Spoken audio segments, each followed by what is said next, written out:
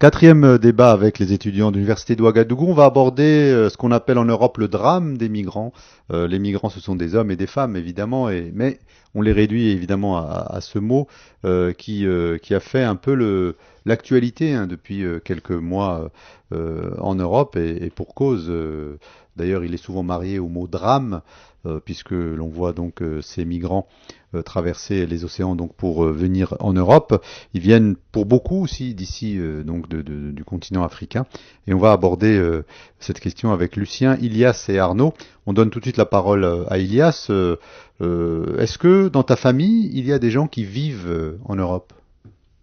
Non, non, pas vraiment, non. Et dans ton entourage, dans... Des amis, oui. Hmm. Des amis, oui. Est-ce que tu peux nous parler un peu d'eux, comment ils ont franchi les frontières? Est-ce qu'ils sont partis dans le cadre de leurs études, dans le cadre d'une immigration économique, ou est-ce qu'ils sont partis d'une manière touristique et puis se sont installés sur Dans place? le cas d'une immigration économique. Et ils sont partis de manière clandestine, comme plusieurs personnes le font actuellement. Et voilà, certains sont partis par des bateaux, d'autres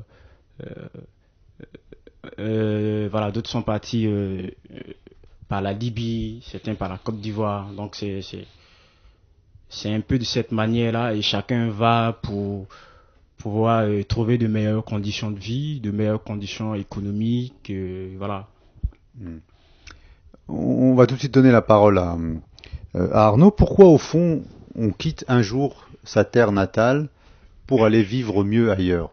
Pourquoi on doit le faire?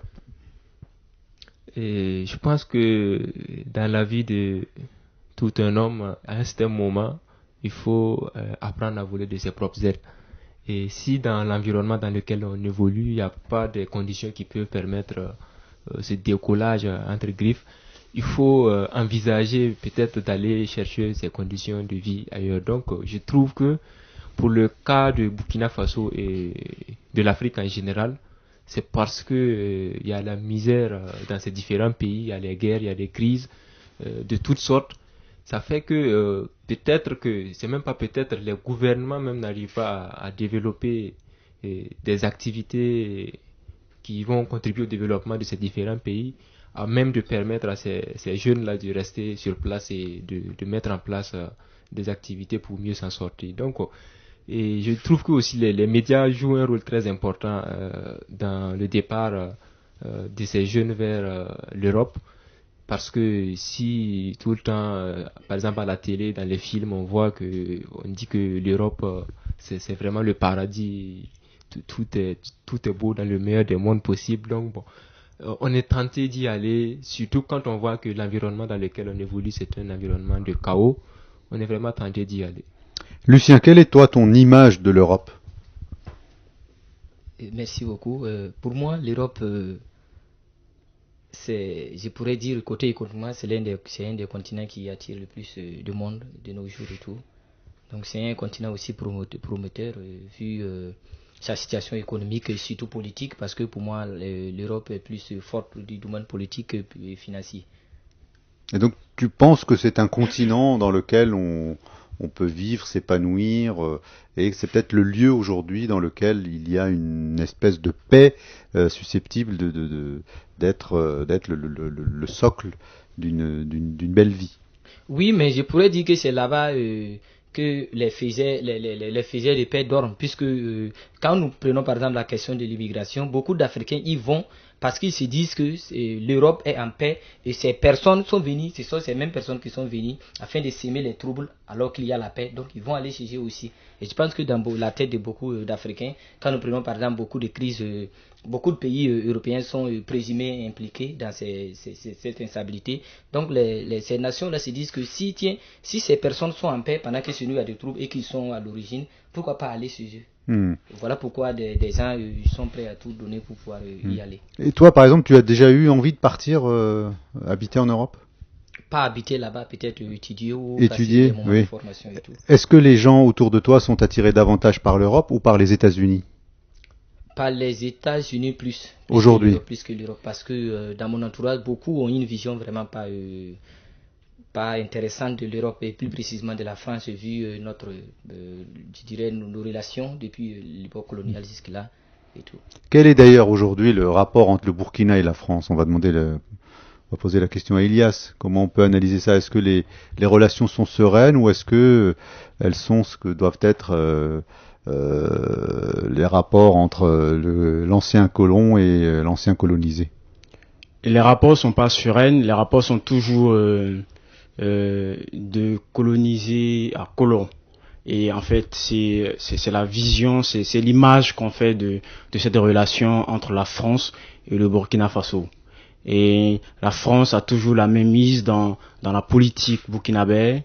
On a l'armée française qui s'installe au Burkina Faso, qui s'ingère, même si parfois on est obligé de leur faire appel pour régler certaines questions qu'on a du mal à pouvoir régler. Mais c'est pas une relation fameuse entre le peuple burkinabé et les peuples français.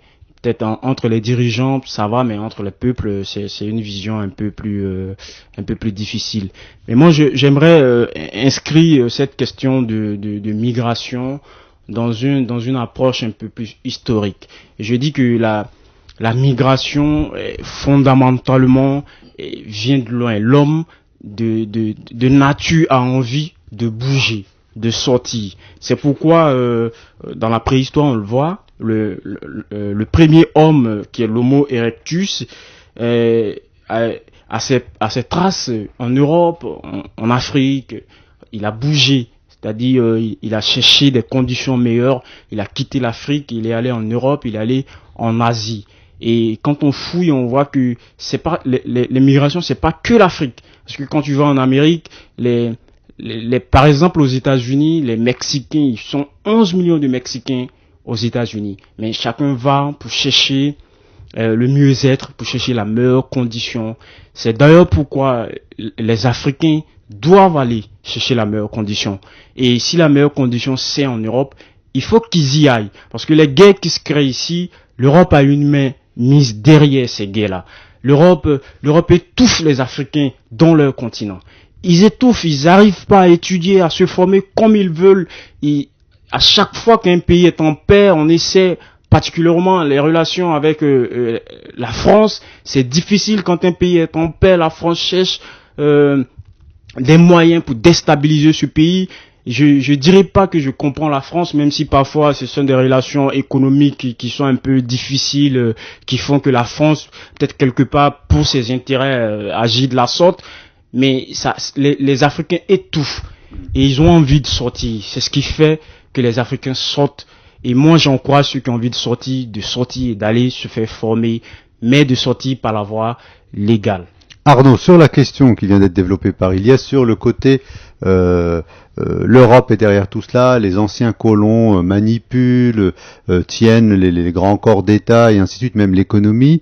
Est-ce qu'on n'est pas là borderline en termes de réflexion un peu sur la théorie du complot, et quand bien même si l'Europe manipule, c'est que les autorités, le peuple est manipulable aussi. Donc est-ce que c'est pas aussi un peu apaisant, sécurisant, tranquille finalement de dire que nous sommes encore les victimes d'un système, ou est-ce que effectivement il y a des raisons objectives à analyser, en tous les cas à confronter, pour dire non, il y a encore une mainmise, et puis moi je vous en donne la preuve au quotidien.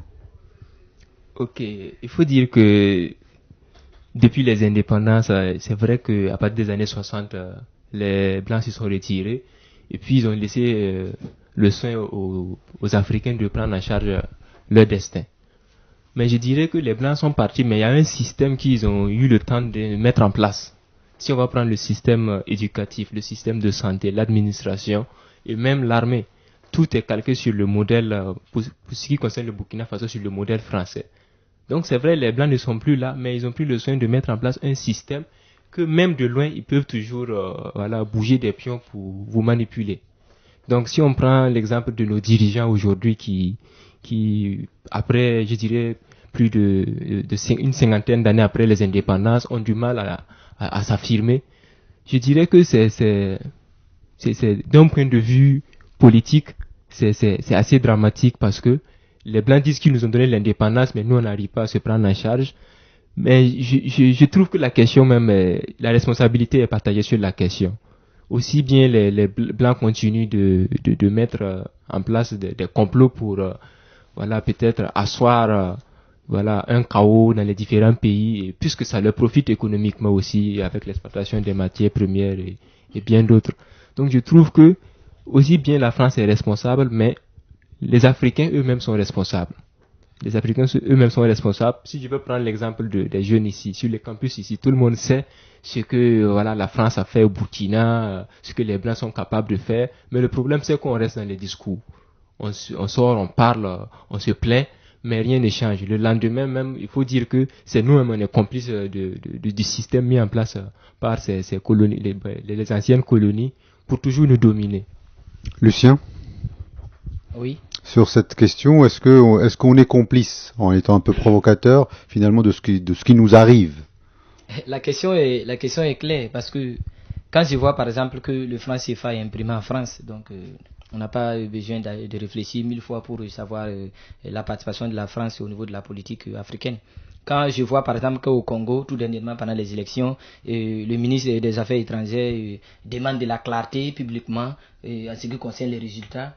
On n'a pas besoin d'aller à la Sorbonne pour le savoir. Ça montre qu'ils ont un certain système. Pendant que lorsque le président américain Donald Trump parlait de la politique française, il lui dit publiquement de ne pas s'ingérer dans les affaires de la politique française. Pendant que lui, en tant que grand-père, je pourrais le dire, puisque il se considère comme nos arrière-parents sous le prisme de la colonisation. Donc c'est à ce niveau-là ils arrivent à intervenir. Donc leur implication dans la situation africaine est incontestable.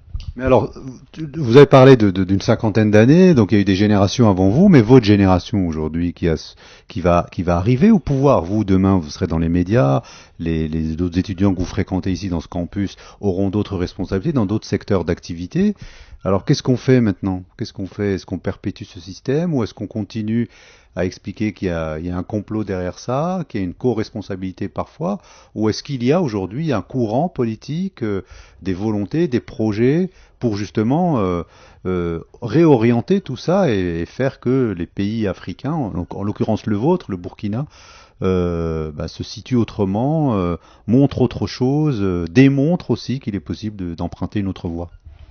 Je pense que depuis un certain temps, dans presque tous les pays africains, il y a cette montée en puissance de la révolution, de la mentalité révolutionnaire. Je pense par exemple au Burkina, il y a un certain nombre de partis qu'on appelle les partis révolutionnaires qui sont en train de travailler pour cela. Mais je pense que le problème majeur de ces pays aussi, c'est que ce sont les intellectuels la plupart du temps qui ont été vraiment domptés à avoir cette mentalité française. Donc ce qu'on pourrait faire, c'est d'abord d'appeler les Africains à une prise de conscience et surtout à un amour de soi. Parce que je pense que quand vous voyez par exemple que quelqu'un est capable pour un billet d'avion de vendre les richesses de son pays à quelqu'un d'autre, je pense que c'est une affaire de patriotisme. Et ce qu'il faudrait faire d'abord, c'est de conscientiser les Africains à avoir confiance en eux-mêmes et avoir cet esprit de patriotisme. Et je pense que s'il y a déjà l'esprit de patriotisme, tout ce qui va venir, ça pourrait marcher. Un dernier mot, Arnaud, parce qu'on doit conclure cette émission. Pour ma part, je dirais que tout le système doit être remis en cause même.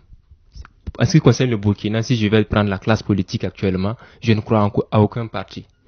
Donc, je trouve que depuis la mort du président Thomas Sankara, c'est la même génération de politiciens qui sont toujours aux affaires. Donc, Blaise Compaoré nous a servi ce qu'il pouvait faire. Après, Blaise Compaoré, c'est le président Kaboré qui est en train de faire son mandat actuellement. Mais on voit que il n'y a pas cette volonté de rompre avec ce système-là. Donc, moi, je ne crois pas en cette histoire de démocratie burkinabé. Vraiment, je ne crois pas. Et je trouve même que la démocratie actuellement est un obstacle même à ce qu'on puisse s'épanouir et développer l'économie du Burkina Faso. Parce que si on a une population analphabète à plus de 70% et que la base de la démocratie c'est l'éducation, je ne trouve pas, c'est un paradoxe. l'éducation, il faut avoir des citoyens avec un certain niveau de connaissance. Donc, si on n'a pas des citoyens alphabétisés et qu'on aspire à la démocratie, je trouve que ça n'a pas sa raison d'être. Vaut mieux des dirigeants éclairés, des gens qui ont cette volonté d'amener le pays très loin, qui se mettent devant et qui fassent le travail sans pour autant être de connivence avec les puissances coloniales de l'époque. Donc, je trouve que tout le système doit être mis en cause. Et vous avez demandé si la jeunesse, qu'est-ce que nous on fait de notre côté.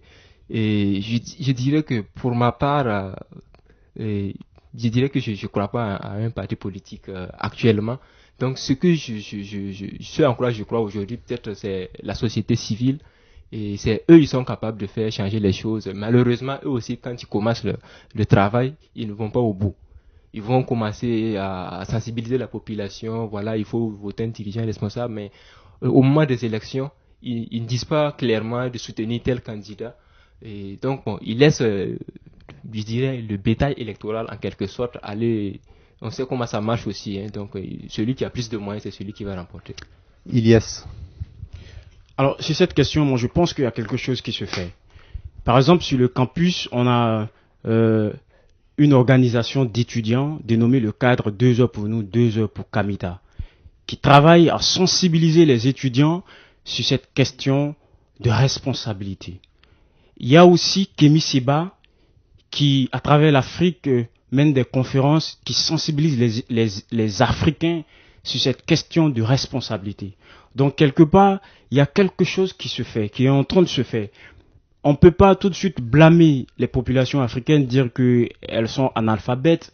Chaque peuple a besoin d'un dirigeant charismatique, coriace, qui le conduit à une destinée meilleure. C'est le cas dans la Bible, quand on prend l'histoire de la Bible avec l'Égypte. Moïse est venu et il a sorti son peuple de l'esclavage.